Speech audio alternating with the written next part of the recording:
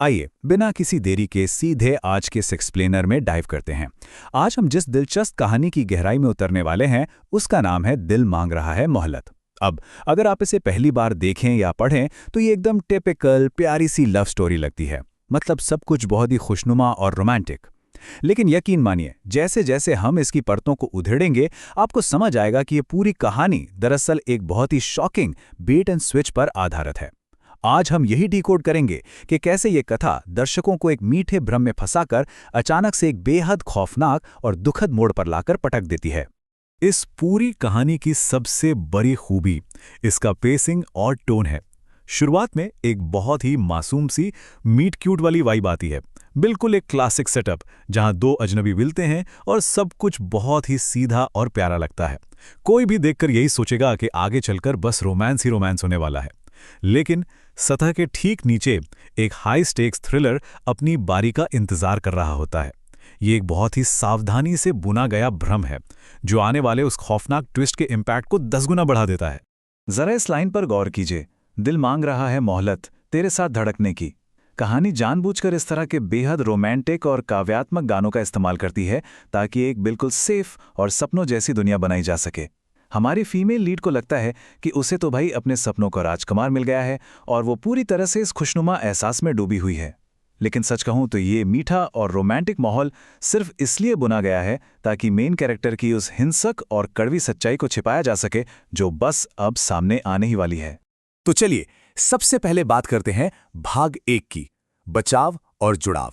अगर आप इनके रिश्ते की टाइमलाइन को देखें तो ये बहुत तेजी से आगे बढ़ता है।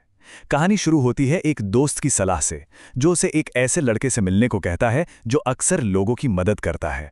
फिर होती है उनकी पहली मुलाकात।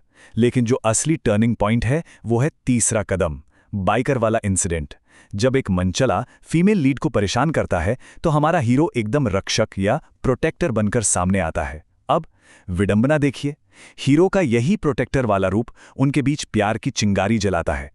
जिस अग्रेशन और शारीरिक ताकत ने उसे उस पल सुरक्षित महसूस कराया, वही अग्रेशन आगे चलकर इस कहानी का सबसे बड़ा और जानलेवा खतरा बनने वाला है। और यहीं से हम एंटर करते हैं भाग 2 में, काले सच का सामना।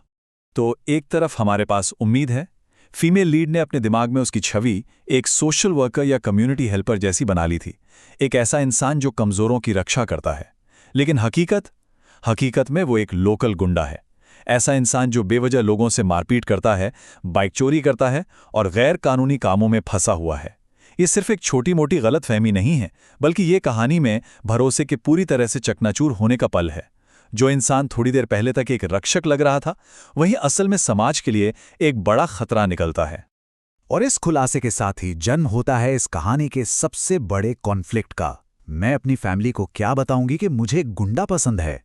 ये एक ऐसा सवाल है जो किसी को भी अंदर तक झकझोर दे। ये डायलॉग दिखाता है कि कैसे आपके नए नए पनपे प्यार और आपके परिवार या समाज की सख्त उम्मीदों के बीच एक भयानक टकराव होता है। बात अब सिर्फ इन दो लोगों की नहीं रह गई है, बात अब इस पर आ गई है कि समाज इस रिश्ते को किस नज़र से देखेगा।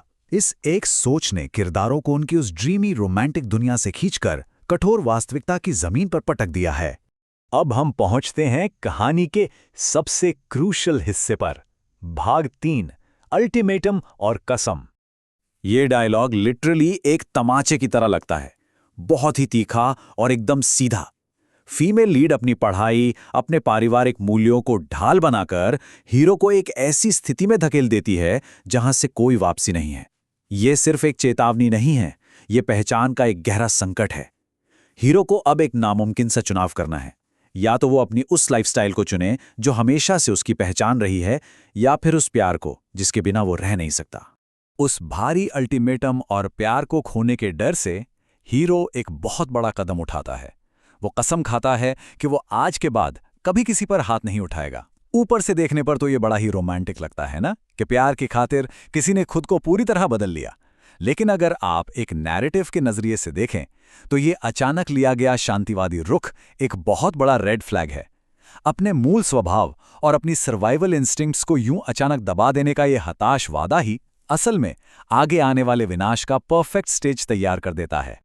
और यही हमें ले जाता है हमारे आखिरी और सबसे इंटेंस हिस्से की तरफ, भाग 4, किस्मत का दुखद मोड़। यहाँ कहानी का जो कंट्रास्ट है वो आपके रोंगटे खड़े कर देगा। पहला स्टेप देखिए, वो लोग बस आराम से स्ट्रीट फूड यानी गोलगप्पे खाने निकले हैं, एकदम नॉर्मल खुशी का पल, और अचानक दूसरा स्टेप, एक बेहद क्रूर और हिंसक हमला हो जाता है। लेकिन सबसे खतरनाक है तीसरा स्टेप। हीरो, जो कुछ दिन पहले तक एक खूंखार फाइटर था, वो खुद का बचाव करने से साफ इनकार कर देता है। वो बस मार खाता रहता है क्योंकि उसे किसी भी कीमत पर अपनी वो कसम निभानी है। और फिर आता है चौथा स्टेप, फीमेल लीड की वो हताश और बेबस चीख। ये पूरा सीक्वेंस दिखाता है कि कैसे पल भर में मासूमियत और भयानक क्रूरता आपस में टकरा जाती हैं। मेरी कसम तोड़ दो और मारो इन्हें। इस डायलॉग की विडंबना देखिए। जिस शांति और अहिंसा की मांग उसने कुछ ही समय पहले इतनी जिद के साथ की थी, आज उसी शांति ने उन्हें पूरी तरह से निहत्था और असहाय छोड़ दिया है। जब वो रोते हुए चिल्लाकर उसे कसम तोड़ने के लिए कहती है, तब तक बाजी हाथ से निकल चुकी होती है। ये इस बात का एक बहुत ही पावरफुल रिमाइंडर है कि कैसे जब आप किसी के मूल स्वभाव को जबरदस्ती बदलने की कोशिश करते हैं तो उसके परिणाम कितने अप्रत्याशित और भयानक हो सकते हैं। और फिर कहानी अचानक इस क्रूर, सीधे और चौंकाने वाले डायलॉग पर आकर खत्म हो जाती है। भाई ये तो मर गया। कोई लंबा रोना धोना नहीं, बैकग्राउंड में कोई मेलोड्रामेटिक म्यूजिक नहीं, बस एक ठंडा, सुन कर देने वाला सच। इस एक वाक्य का ये जो दो टूक और अचानक वाला अंदाज है ना, यही इस ट्रेजेडी के असर को और भी गहरा कर देता है। ये साफ कर देता है कि हिंसा की इस काली दुनिया में आपका कोई भी रोमांटिक वादा या कसम आपके जिंदा रहने की कोई गारंटी नहीं दे सकता। तो अंत में ये कहानी हमें एक बहुत ही बेचैन कर देने वाले सवाल के साथ छोड़ जाती है कि क्या वो अल्टीमेटम, जिसका इकलौता मकसद हीरो को सुधारना और उनके रिश्ते को एक सेफ नॉर्मल फ्यूचर देना था, क्या असल में उसी ने उनके विनाश की कहानी लिख दी? ये सोचने पर मजबूर करता है कि प्यार में जब हम किसी को पूरी तरह से बदलने की जिद करते हैं तो अनजाने में हम कौन से खतरनाक दरवाजे खोल देते हैं। और इसी गहरे सवाल के साथ आज का हमारा ये एक्सप्लेनर यहीं समाप्त होता है। इस डार्क और कॉम्प्लेक्स कहानी के विश्लेषण में मेरे साथ जुड़ने के लिए बहुत बहुत धन्यवाद।